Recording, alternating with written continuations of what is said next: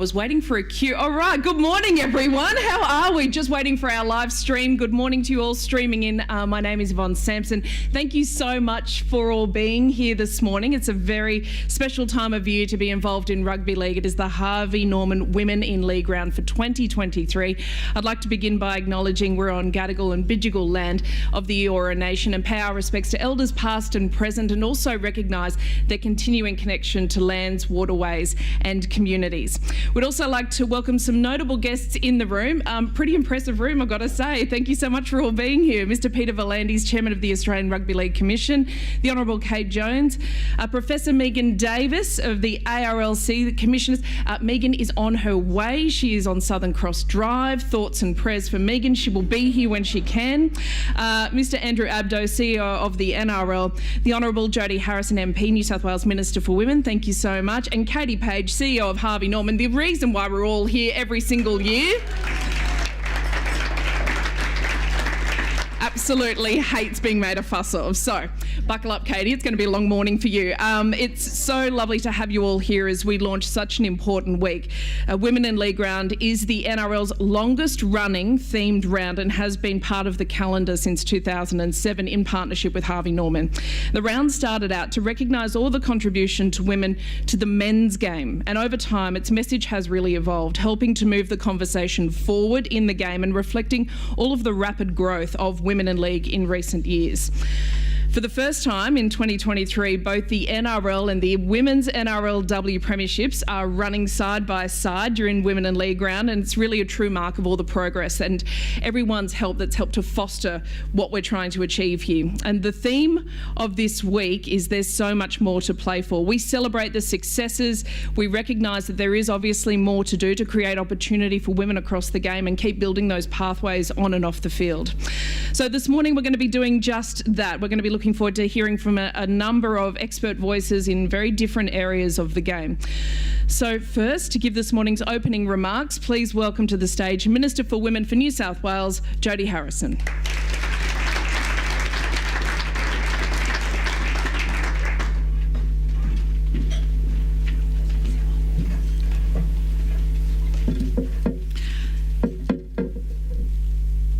Good morning. Thank you, Yvonne, for that introduction. And I too acknowledge the traditional custodians of these lands, the Gadigal people of the Eora Nation, and pay my respects to elders past and present, and to First Nations, any First Nations people here with us. Today is an important year for First Nations people in Australia, and I hope that we all approach the voice with an open heart and an open mind. Thank you for inviting me to the 2023 NRL Women in League launch. It's an absolute pleasure to be here. And the New South Wales Government is a strong supporter of the Women in League initiative and, in fact, of women's games across our state. Today, the visibility of women's sport and women in sport is at an all-time high, and that's really pleasing to see. We just need to look at last Thursday's opening match of the FIFA Women's World Cup and the way that we grabbed that with both hands. It broke ticket sales records with close to 1.4 million tickets sold on the eve of the tournament, and that's good for women's sport. Female participation in sport in New South Wales is also growing rapidly.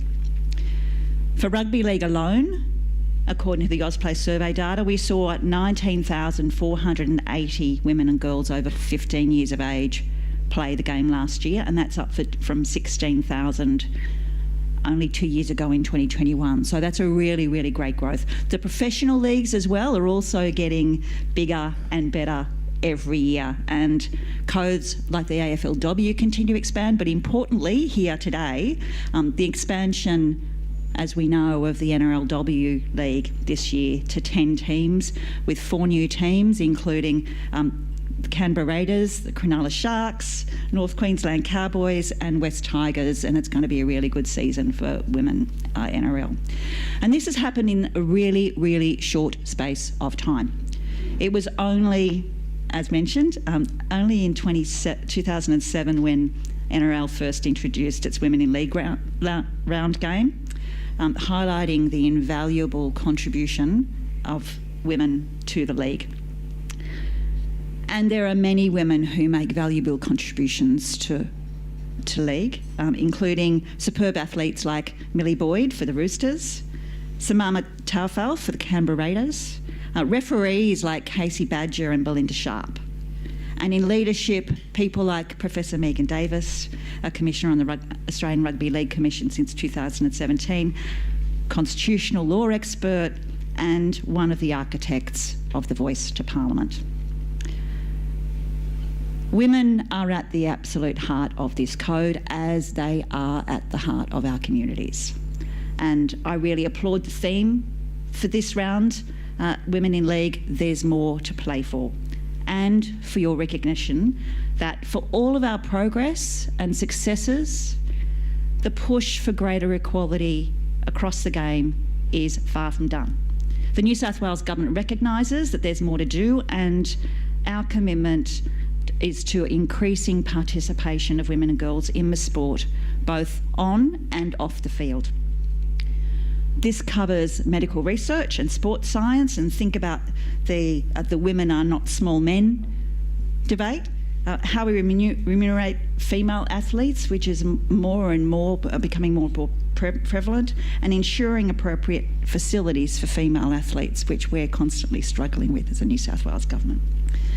One of our major election commitments, one of New South Wales Labor's major election commitments, is to increase funding to state sporting organisations, and it'll see the organisation support program increase to $5 million this financial year and $10 million next financial year. Another election commitment that we made was to name the Eastern Grandstand of Accor Stadium in honour of a female athlete, which is really all about increasing visibility of women in sport and recognising who have come before us so that young girls can be inspired to participate. And it's just the beginning of a female recognition program at venues, New South Wales managed venues. The Office of Sport also continues to work with the sector to provide the latest insights and to help implement innovative projects to raise participation and to celebrate the achievements of women and girls in sport. In many ways, sport is a mirror of our society, and I'm proud to be here as part of a government that has worked really hard to increase women in representative roles. We now have 50% of women in cabinet, and that is a world making, or sorry, a New South Wales making first.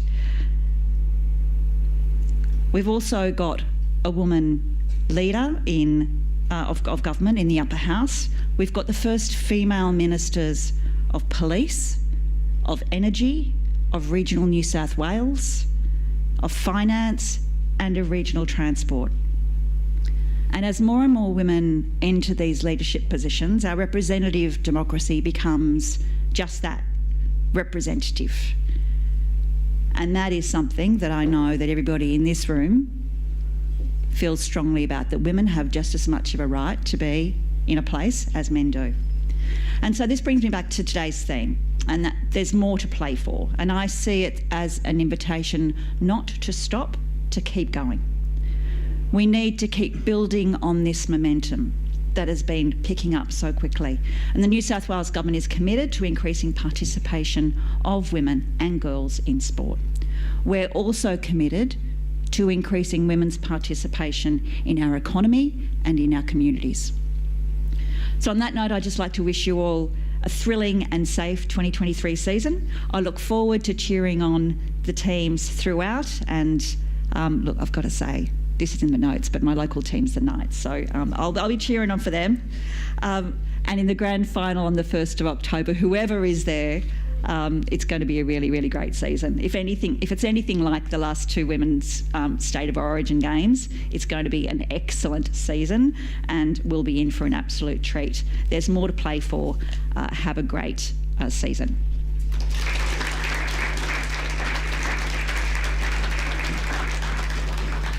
Thank you so much, Minister, and thank you for all of your efforts for driving equality and putting women in prominent roles right across New South Wales. So thank you very much. Lovely to hear your opening thoughts this morning.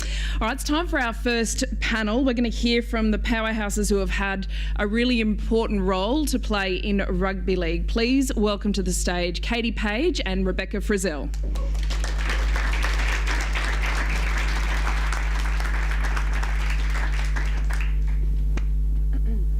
Sit in the middle now.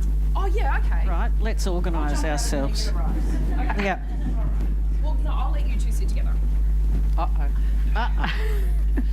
The powerhouse panel. That's a worry. The three of us. Just a couple of good-looking girls from the Gold Coast, really, aren't you? No, Mariba. Oh, sorry. Forget Margot, Robbie and Macadamia Nuts. You two are the best things come out of Queensland. All right, so before we get into our questions, I'd just like to give you, and not to embarrass you both, but just sit through it and be polite. So Katie Page is the Chief Executive Officer of Harvey Norman and one of the best known names in Australian business and a role model for female leaders right across this country.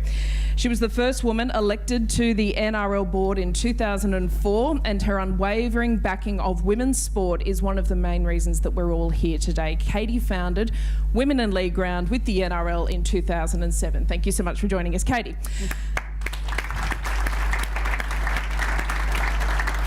Rebecca Frizelle, OAM, is the long-term champion of women in leadership roles in business and in sport. And she led the Frizelle Automotive Group over 3 decades and was the first female chair at an NRL club in Gold Coast Titans before just taking over and buying everything in 2017. So during your stewardship of the club, she's overseen the introduction of the women's NRLW side, which won on their debut premiership game. Yes. So congratulations to you, Rebecca. Welcome to our two ladies. Let's get stuck into it.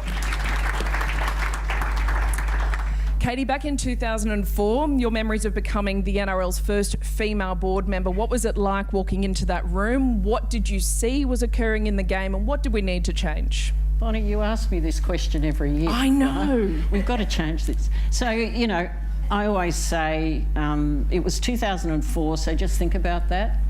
Think about how progressive the rugby league community were at that time. It was expected that I would have a really rough time, and I did on occasions, and I love that. I remember when Alan Jones on his radio show called me that woman, and I phoned Jerry and I said, oh my God, I've made it, right? This is like, I love that sort of stuff. And so what I love about this game and what they've been able to achieve is the transparency that you can go out there, you can take a few knocks, but they want women in this game. And, you know, Graham Annesley's here today, and Graham was there from the start, a great supporter, as many in this room were. And it just goes to show, I mean, that was a revolution that happened around the world, and it started with the NRL. I find that extraordinary. So we're talking, Minister, today about how strong female sport is today. But this was back in 2005 and 2007, and it was this code that pushed it. So I'm so glad you mentioned that. I think rugby league is far more progressive than it probably gets credit for. Beck, tell us about your friend Katie, the first time you became mates over footy, and what is it that this room really needs to know about Katie? Well, Bonnie, I apologise. I'm going to go off piste a little bit and change the format up. Sorry, Katie. Off piste? Yeah, I am. And so this is why I've been writing notes and not talking much to you this morning. There's a lot that people don't understand about Katie, and this was my golden opportunity to actually shine a light on what you have done, Katie. So I apologise. I can see you squirming already. Stop trying to look. But I've taken notes because this is a big story, and so tell me to shut up and I won't have any more questions, but I just want to get this out. Katie, my friend, my dear friend, is incredibly fierce, and she continues to drive meaningful change. We need to remember that Katie doesn't have to do this for women, as she is the CEO of a global billion-dollar publicly listed company, but she does it because she cares.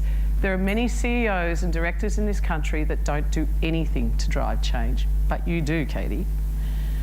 But our Katie has loudly and courageously challenged the status quo. She has lobbied for women, whether that be in sport, business, or for the protection of our basic human rights. For decades, Katie has been speaking out and driving change when it was extremely unpopular to do so. I so remember curling my toes at some of the things you came out and bravely said. Oh, what did I say? Oh, I'll come to that. Oh. Is this a roast? I know that we are here to speak about the Women in League round that Katie pioneered, but there is so much more to Katie, and over many years I have personally watched her not only influence, but she has demanded change for gender equality. And I'm going to share some of those classic Katie examples that spring to mind. Katie, more recently, was the sponsor of a very significant national sporting organisation. It came time for sponsorship renewal. In typical Katie style, she flatly refused to renew her sponsorship until the gender balance around the boardroom table changed. This was a six-figure sum, but she forced it to make it happen, and that's had a deep, profound and long-term impact on that organisation and will change management positions, decisions that are made forever on in. The racing industry, as Peter would vouch for, has been revolutionised by Katie. She has encouraged and financially supported women at all levels to get involved. She has driven female syndication and ownership of horses, and she has paid a female bonus of $500,000 for a winning horse owned by women. And God help any man that challenges the unfairness of that bonus. Hot off the press from this morning, Katie has announced Harvey Norman's financial support of the Sydney Kings and Flames, which is focused on driving female participation from the grassroots right through to the elite level in basketball. I'm sure this sounds familiar to everybody in the room when it comes to Katie. In 2017, Katie backed an unknown podcast that shone a light on the domestic abuse of women. I mean, let's be honest, in 2017, we didn't even know what a podcast was in Australia. The Teacher's Pet went on to become the biggest podcast in the world, but more importantly, it resulted in the conviction of a murderous husband some 40 years later. The Women in League round was ahead of the game on and off the field, but as a society, we have all benefited from Katie's focus on balance, diversity and inclusion well before these words became part of our daily language. All of sport has benefited from Katie's focus on women. But it's not just the women you impact, and this is a perler. I caught up with Jodie last night. Oh, Jodie. Oh, and he loves Katie. He's slightly terrified of you, but he loves you. Oh. And he told me his classic story that at the end of the second State of Origin in 2000, so 23 years ago, I don't know if you remember this. Of course I do. Okay. So in the back of game 2, and Queensland has lost both rounds. It's a dead rubber. And he's interviewed and he shares his thoughts. He's very passionate. He says, I don't know why we have to do game 3. It's a dead rubber. It's a waste of time. I don't want to play the third game.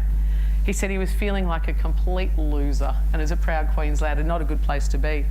He said if things couldn't get any worse, his phone rang. And there's this woman called Katie Page down the end of the phone. And she said, how dare you disrespect our game? How dare you disrespect my sponsorship of the game? You will go out there and you will play round 3 and you will play with pride and passion. I actually recorded him saying this, and he said he learnt more about his commitment to the game, the community, fans and sponsorship than he ever learnt from any coach in any shed in any game. I don't think it's a coincidence he went on to coach or captain Queensland and Australia. That's the impact you had on him. He also said that you took him under your wing. He's quite a big unit to take under your wing, and championed him and supported him when he moved into the corporate sector and took on board roles. And he said he'll never forget what you did for him. So Vonnie, to answer your question, I have been so very fortunate that Katie is my very dear friend.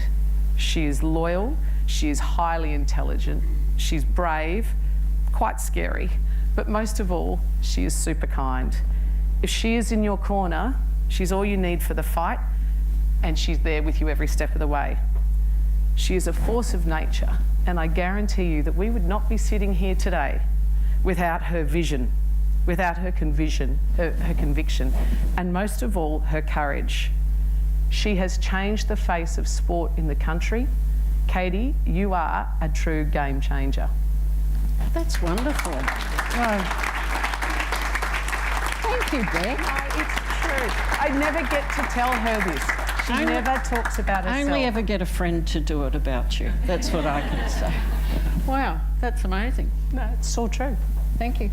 Thank you so much for sharing that with us, Beck, because as you said right off the top, Katie doesn't let anyone really make a huge fuss of her, and you're right, because Katie's in our corner, we all feel 10 foot tall. We all become better leaders. We all become better professionals. And it doesn't matter if it's men or women. Gordy, you took Gordy under you. You're like a mother hen for Gordon Tallis. My goodness. He was just fantastic around that board table. We had so much fun, right? And then we'd go to the games in the country, right, which I love. I love regional football. And we would just have the best time. And you know, he was such a superstar. And to have him on that board was such an inspired choice, actually. But around, you know, those days, around the board table, we had really good people. And the fact that they supported me, they supported women in league, where we started in this conversation was this game is progressive. It is fantastic. And I feel like I'm home whenever I'm here. And you do make everyone feel like we're your friend. She's got this beautiful way, Katie, of, you know, how are you? You remember everything about someone. Hang on, I'm into Bluey like you. I know. Right? Beck, such beautiful words, such powerful words, and just to be able to outline the demonstrable difference that Katie Page has made in our game and at a business level and at a grassroots level. For you, how have you been inspired to see Katie forge a path in rugby league, and then what impact did that have on you? I don't think Katie actually realises the impact that she's had by the example that she sets. So you see, you know, it's that old story. If you can see it, you can do it. If you can't see it, it's really hard to do.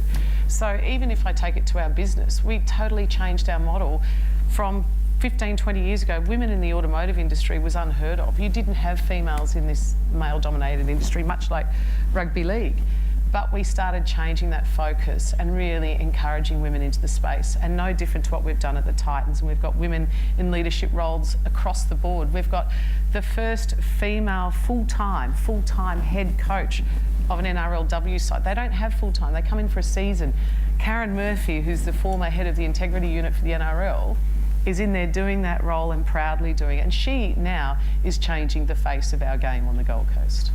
Can I just add something? Because Beck has touched on what this is actually about, and it's pathways for women, whatever part of the game they want to participate in. And by having the women's game now with so many teams, it just opens up so many opportunities. We were talking before about the game on Saturday night. Roosters, Broncos, what a game. And to see the quality of that game 12 months later, like Jerry and I are looking at it going, oh my God, this has just taken a quantum leap.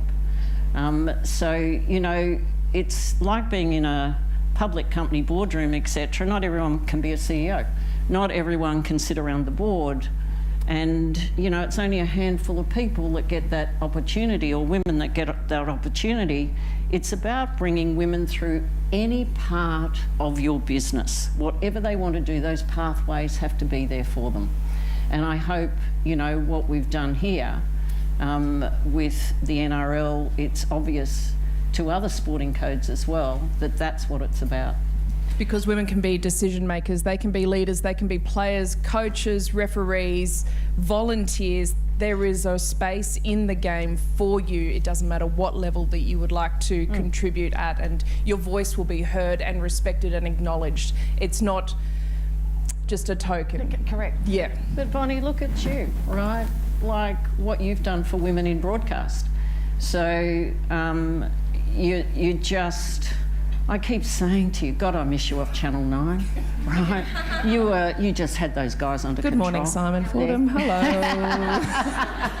Hello to the Channel 9 table. Can't you do both? But, you know, you were a trailblazer as well. And there were women before me, and there were women doing their thing alongside me, and one of our dear friends, Raylene Castle, said she didn't mind being the first woman to do something. She didn't mind taking the knocks. She didn't mind copying the criticism. She just didn't want to be the last. And I think that's so important because we've all got a responsibility to bring others through. And to now, there were women in media well before me, but to be one of the first to do a couple of things just makes it easier because, you can't see it. You can't be it if you can't see it. So once you're up there, it's very much a doable thing. And also, don't worry about the knocks, right? The more knocks you get, the better it is. The tougher you get, right? And a lot of women shy away from that, when in fact it's a good thing. It's character building. But also it starts a conversation, right? You're thinking about, am I doing it the right way? Can I improve, etc. So that's the other thing that is important. Vonnie, I think also the importance of this round with women in the game, it's definitely changed player behaviour generally, and I witnessed that firsthand, just anecdotally sitting on the sidelines on the weekend watching the NRLW side play the Cowboys, and all of our NRL players were sitting with us on the bench watching, and they were just so proud of the women. And this might sound a bit strange, but you can see them viewing women through a different lens.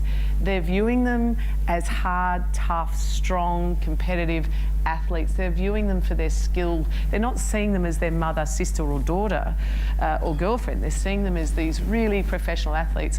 The other impact on them is they see the challenges that the girls have. I mean, our side, we've just won a sponsorship with Light and Easy. Our girls couldn't get fed after training. They're mums, they've been working, they train, they finish at 8 or 9 o'clock at night, that's when they're training. There's no food. They're eating in their cars as they're driving home. Light and Easy have got on board and have sponsored our team. But these are the little changes. We have dedicated lockers, offices, breakout space. We've got a female hub that they called the Sheila Shed. And you can see their pride that it's dedicated just to them. The men take that in their stride because they've always had it, but it's been an eye-opener for them to see the gratitude of the girls that they've even got their own space with showers and a breakout space. So I think it's actually changing the narrative in the men's game. The women have stepped into that space. They're owning their own spotlight. They have moved into their own power. And to that point, I was talking to Jessie Southwell from the Knights, and she said, "Oh yeah, Andrew Johns called me, and it's weird because I'm a girl." And I said, "No, he's calling you because you're a halfback. Yeah. He doesn't see you as a girl. He's calling you because you're a rugby league player." And I think now that shift has happened because we can sit here and talk to women and, empower one another. But at the end of the day, the conversation needs to be heard by everyone in the community, and an important conversation is being had now within men, and they're watching the NRLW and they're watching athletes. They're not watching necessarily girls playing football. Girls playing rugby league. Final question, Katie. You've given us so much. Where else can we go with the NRLW and the State of Origin? We had record numbers attending the State of Origin. What's next for the representative level, and what's the next frontier for the NRLW? This is something that Peter is obviously for as well. It's really important that the girls get primetime broadcast. So you can have everything right, but if they're not visible and they're not like, Saturday night we're watching primetime the girls, it won't grow as fast as it could. It's a great game to watch. You get more sponsors, it's just a game changer. And that's actually what's happening at the moment. You've got more games, you've got more people talking about, oh my God, these athletes, and they're women. But, the other thing that's helping this progression is that it's a number of sport, right? It's sport after sport after sport. Last year, and this isn't rugby league, it was soccer, but I watched the Lionesses play Germany in Dublin, right? So I'm with the team in Dublin. Those numbers that they did in Germany and the UK were phenomenal, like 25 million, 30 million, but what a great game, etc. So you're seeing it in lots of sport, and so you've just got to let the floodgates open now. You've moved past the hard yards. Now the decision making is easy, right? What the men get, what the girls get, right? Make sure it's prime time. All the sponsors will come. And the other thing that in the last 12 months that I've really loved is that sponsors are wanting to knock me out with big checks, right? They want the women. And to get to that point is a highlight for me. Get rid of Kate, right? And Harvey Norman. Here's the money. It's good. Can I say, Peter Volandes told me a story that it's not easy to get rid of you. Peter. He said it in the nicest possible way. Peter. He said, talking about sport and your commitment to it, that he was negotiating a deal on Channel 7 and wanting... No, don't go there. Don't go there. 50? In-house, no. Okay. I ban you. Why can't we tell this is pretty funny? Megan, you're supposed to be up here with us today. We're going to get to you, Megan. Don't you worry. Ladies, we'll call it there. Thank you so much, Beck. Those beautiful words will stay with everyone in this room. I really appreciate you sharing your thoughts. And Katie, thank you so much for everything you do. Both of you, we are eternally grateful and very, very lucky. We will never take either of you for granted. We know how lucky we are as a game to have you both. And thank you so much. It's a joy for both of us. You've got to understand that this is a fantastic thing that we love doing. This is not hard. Well, we love you back just as hard. Ladies and gentlemen, Rebecca Frizelle and Katie Page. All your yummy breakfasts are there. You've been so polite, the whole room. There was no one eating your breakfast. Jump in and we're going to have our second panel afterwards. For a guard of honour in Harvey Norman Women in League.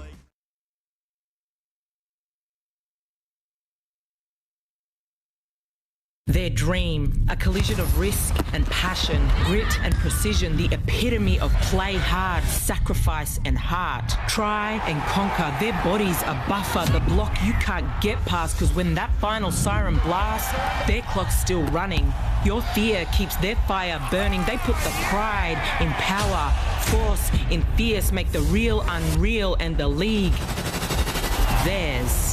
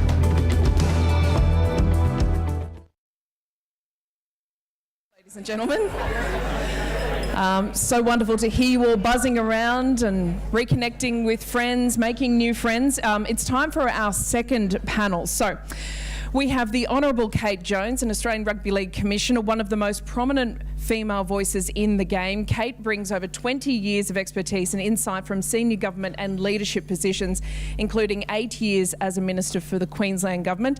She's also chair of the Australian Rugby League Commission's Subcommittee, Participation Australia. Thank you so much, Kate. We have Sarah Derry, the Chief Executive Officer Pacific at Accor and a key partner of our game. Thank you so much for being here. A Townsville native, nice to meet another one. Sarah joined Accor as the Senior Vice President of Talent and Culture in 2017 before moving into the top job last year. And thank you so much. We are thrilled to have our grand final back at Accor Stadium. Well done, everyone. We have Darrin Borthwick, head coach of the Canberra Raiders' brand new NRLW side. Darrin has been a part of the NRLW journey since the competition began in 2018, spending time with the Sydney Roosters and, of course, the Warriors, and a couple of seasons as the Parramatta Eels assistant coach, including the run to last year's grand final. Thank you so much, Darrin, and well done on your debut premiership game. And Rochelle Tamarua is an elite referee in the QRL and NRLW. Rochelle has been refereeing since 2012 and enjoyed a breakthrough year last year. She made her officiating debuts in the NRLW and the Rugby League World Cup. Earlier this year, she moved across from her hometown in Auckland and refereed the Eels and the West Tigers NRLW game at the weekend. It was wonderful to see you out there, Rochelle. Thank you so much for joining us this morning. And last, but of course not least, and I've dropped all my notes, you were well worth the wait, Professor Davis. Megan Davis, the Australian Rugby League... Oh, hang on. God. Wow. Australian Rugby League Commissioner, Pro Vice Chancellor at UNSW, a true role model for women in the game. Professor Davis is a Professor of Constitutional Law and a former diplomat who served 16 years with the United Nations, where she was actively involved in the work for UN Women. She's also a renowned authority on Indigenous affairs and is one of the key architects of the Indigenous Voice to Parliament. We are very, very grateful to have you with us here this morning, Megan. Thank you so much. Okay, Kate, let's get underway. Round one of the NRLW. How did you spend your weekend? Well, with children, watching footy, but, a bit sad after the Broncos, of course. But what a great game, as Katie already said here this morning. And I think these moments, when we do come together, I think it's really important to stop and reflect, because sometimes, I guess, at a commission level, and we've got a chairman here and our CEO, we're so focused on growing the game, creating those pathways that once again came up in Rebecca and Katie's chat, that sometimes you do have these moments are good to come together and go, actually, in 2018, we only had 4 teams. And at the time, as we grew the game over the last few years, which you've been an amazing promoter of, is, we copped a little bit of criticism too about that we weren't growing fast enough. But every single person in this room advised us, and we understood deeply that we wanted to make sure the product was amazing. We wanted to make sure we created those pathways, that it was sustainable, and I think we made that right call. So to transition to 10 teams this year is just so exciting, to think that we now have teams stretching all the way from Townsville right down to Canberra, and that growth, I just think it's a really exciting time to be involved in the game. The push for 10 teams, you're right, there was some questions over the quality, and has it absolutely blown your mind, the level of excellence of these athletes and their ability to play the game at the highest level? Plus, we have so much more to grow into. Absolutely, and Rebecca's already spoken this morning about the dedication that these professional athletes have to bring it. To be, as you said in your story about with Andrew Johns calling, I'm ringing you because you're bloody brilliant at your job. And I think what is often misunderstood is that our female game, is actually watched by men more than women, and they're watched by men because men actually just love footy. My husband watches all the NRLW games because it's great, fast, quick hand footy, and so I think it's a moment where we should be really proud, and for us, all of us are going to work together now to grow more teams, grow those pathways, make them long-term sustainable full-time jobs for our women. Darrin, you've been at the coalface of this growth of the female athlete, the growth of the game, the exposure of the game, and well done on the debut game of the Raiders. Not the perfect result, but certainly a lot of potential there. What have you seen in the last few years, and what is a priority for a coach, and what do you see as your responsibilities?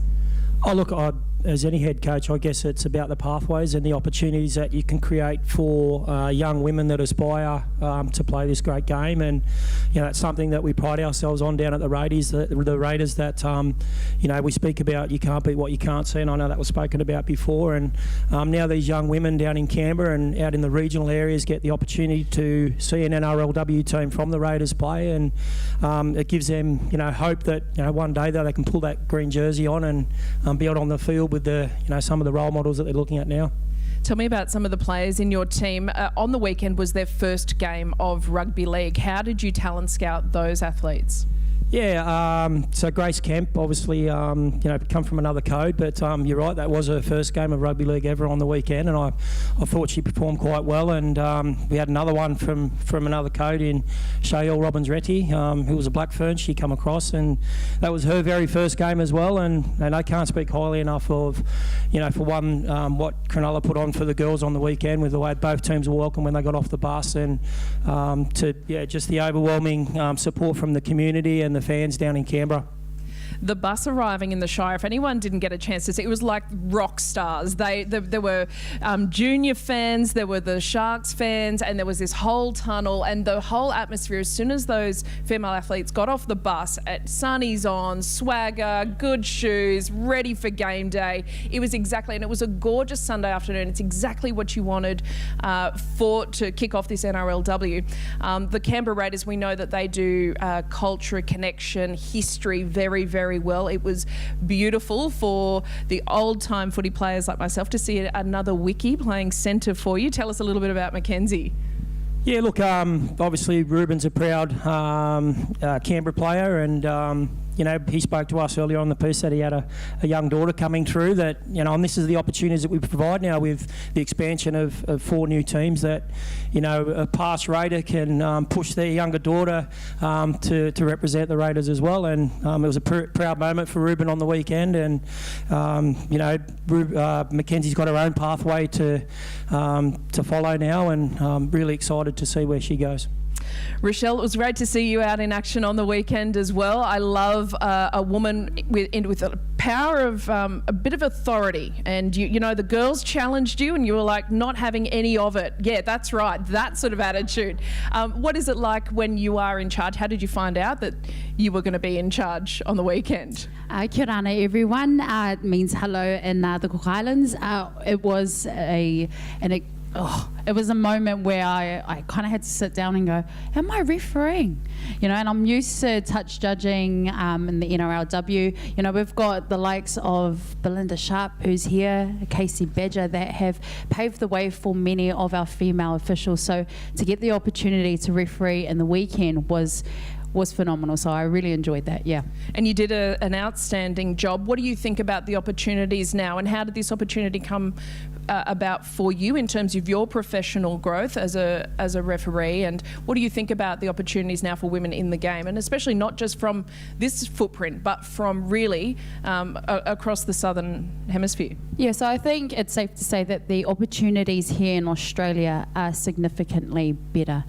You have access to educational resources, you have qualified coaches, training staff, training resources and training facilities that are available here in Australia, whereas in New Zealand the resources are quite scarce. Therefore, the opportunity to grow female in rugby league are a little bit more limited in New Zealand. So hence why I've made the move to Australia for my development on field and off field too. I mean, in terms of pathways as well, you know, the NRLW, for an example, getting the opportunity to referee in the NRLW is huge. But if we're looking at a bigger scale, we're talking about, you know, Belinda Sharp being the first female refereeing the NRL. Like, why wouldn't you want to be like that, you know? And Casey making history at the World Cup, refereeing the male game. So that's something that I aspire to. But it's really important that the experience and what I learn from the top is to pass on to our people that are coming through. And so eventually the goal for me, or the dream, is to have more female that are Māori, Pacifica, and also Indigenous to referee at the elite. So yeah. To have women of colour in places where they're making decisions, and how many decisions do you make during a game? It's like some crazy pressure test. Belinda will know that. She's nodding. She's like, oh my God. I'm not too sure, but it'll be a lot. So imagine trying to run on a treadmill while you're refereeing a game and making a decision and getting challenged by every cheeky player out there and trying to get it all right, because otherwise it's Graham's problem on a Monday. And we love you, Graham. Thank you so much for those Monday shakedowns. Megan, thank you so much for being here. We are eternally grateful for your expertise and your all-seeing eye. And I think if it was a few years ago, you really lifted the bonnet on rugby league and had a deep dive into what our culture was, what our ethics were, and what we stood for and didn't stand for as a game, and especially in our attitudes towards women. And that was a really awful time for the game. You called it a cultural reckoning. Where do we sit now today? I think we sit in a... Is that on? Yeah. I think we sit in a really healthy position. I mean, I think we did lift the bonnet, and the Commission was really committed to improving the broader, wider culture in relation to women and gender. And so today we see, as Kate's already alluded to, an increase to 10 teams, which is very deliberate. We did in the early days, a lot of work with the AFL about how they might have expanded too quickly, and how much resources are required to run a solid comp that is kind of equal in standard. And so we learn a lot of lessons from that. And so this has been a real priority for the Commission, particularly under Pete's leadership. And so, as we see today, 10 teams, nearly 100 new players, I think an increase in participation by about 14%, a new CBA, and the Commission accelerated its investment in the Rise Academy and Rise Rookie. And so I think that, in addition to, as we spoke before, things like the stand down rule has enabled the game to really flourish. And that's what you're seeing today, with a lot of investment coming into the game and support of companies and corporates for the healthy culture that we have. This year's theme, there's more to play for. What does that look and feel like at ground level for women in league ground, and what are the priorities from your perspective? Well, I mean, I think a lot of really important comments have already been made about ensuring, this round isn't just token. So it's not just about women taking the lead, but about the entire rugby league ecosystem being involved, from the women's game to the men's game. But also, for us, a big priority is about looking at the ways in which, and Katie's alluded to this, about the ways in which women can enter the sport. And there is a kind of perception that unless you played rugby league, you don't have a role in clubland or at the NRL, but nothing could be further from the truth.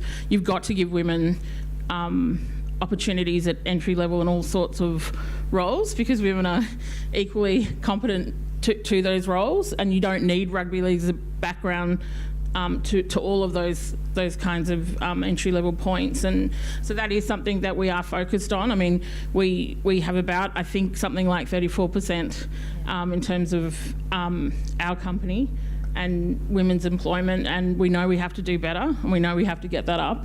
And you've got to be eternally vigilant to it, because this round is really, really important to us and always has been. But it's the things that you do outside of this round in terms of enhancing women's entry into the sport is really critical to see the game flourish in terms of women and girls. It does have an authenticity, and that's because of the drive from everyone in this room. Sarah, speaking of entry level and identifying females in positions of leadership, and also, just setting out, what is it that you look for and how do we encourage more? Yeah, I think the first thing that obviously the NRL is already doing is making it a priority.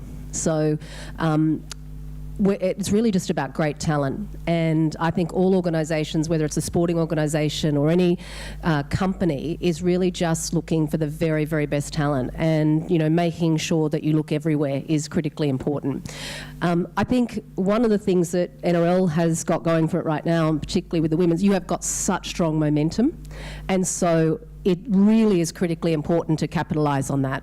And the investment that's being made needs to continue, and it's really exciting to see such a great group of people in the room like this today who are also making it a priority. So I think investing in it, and the reason that it's so important is that sport changes lives. Genuinely, and there's many people here who will have stories about how they played a sport as a young girl or a young boy, and how that created confidence, how that gave them a passion for something. And I think when you're looking at talent, you're really just looking at strengths. Every single person has a right to achieve their own potential, and that starts with looking at strengths, and not everyone has the same strengths, and making sure that that we prioritise that is really important. So prioritising investment and just capitalise on what you've all got going, I think, is a super exciting time. What about targets? Because I know a lot of industries, companies, almost everyone, they want this ideal target. Is that the right way? Is that how we tackle this, or is there more that we need to know? I think the answer to that, it's both. I do genuinely believe that we do need to set targets. I mean, the reality is we don't have equality. Women are not paid the same as men in general, in right across all organisations. We don't have access to the same opportunities, and so the bottom line is that we make up more than 50% of the population. So therefore, yes, we should be represented. So I genuinely believe in targets, and I think if you want to bring about real change, you have to set goals. And that's critically important in business as it is in sport. Is it nuanced? Yes, because at the end of the day, it has to come down to quality as well. But it is about providing people with the opportunities and the advantage so that they can progress. And we, often we'll talk about social elevator. At a core, we talk about the social staircase, because when you talk about a social elevator, it sounds like you just get on that elevator and you just risen to the top. But every single one of us in this room knows that it's bloody hard work. And so it's a staircase. You are putting in as much as everybody else, and you're making your way to the top. That's the social staircase. And so it is more nuanced, but it's about opportunity and advantage being provided to those people who deserve it. And women certainly fall into that category. Oh, sometimes you feel like you're on a travelator. Nothing wrong with that. Yeah, I'm trying to go up on the backwards staircase. Kate, how do you plan to celebrate this week's Women in League round, and what are you most proud of in your time in the game? Look, I think Megan sort of said it before, it's that cultural change, and I think, like, Yvonne, you've spoken about this too. Like, I think when you think about rugby league, and certainly in the time that I've been more involved, has gone from like a fan to a minister that worked very closely with the rugby league, and did my bit to look after my own, I must admit. And then, but as you should. But I just, it's inclusive. Like, we're a very inclusive game, and I think when we are at our best, anyone and everyone can be a part of our community. And once again, our chairman says, it's not the greatest game for all, it's the greatest game for all. Like, we want it to be of all and for all. And right now with Participation Australia, and I was just reflecting on this, like, we've got almost 50% women on the Participation Australia board, because we want to look at all pathways, and it's really important to have women at that table helping us make those decisions. So that's, I can see Katrina nodding, it's touch, it's tag, it's rugby league, and all its forms. And the real thing that we're focused on when you reflect on this week's round is like, how do we ensure that all of those pathways are available to women and girls to come through the game as players, as coaches, as referees in leadership roles, and taking on those important positions of influence in the club. And I just want to say thank you, Minister, also for being here this morning and talking about how the importance is every one of us that have any form of decision making to be looking back and looking at how we can create those pathways forward. I would rather take the elevator, but I get it's the stairs. Thank you so much to our panel. We are very mindful that everyone has jobs and lives and work days to get back to, so thank you so much, and in particular to you, Professor Davis, thank you so much for working hard in creating a brand new era, hopefully, for our country, and this Voice to Parliament will be such an important moment for us, and we hope that the Uluru Statement of the Heart will be heard from the length and breadth of this wonderful country. Thank you very much, ladies and gentlemen, to our wonderful panel.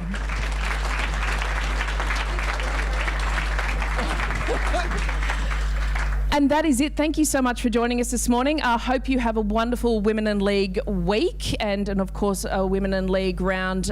Continue to spread the good word. Make sure that you reconnect with everyone through this week and pass on some of the incredible messages and the powerful words that we've been able to hear and share with today. So thank you so much. Enjoy your week. Their dream, a collision of risk.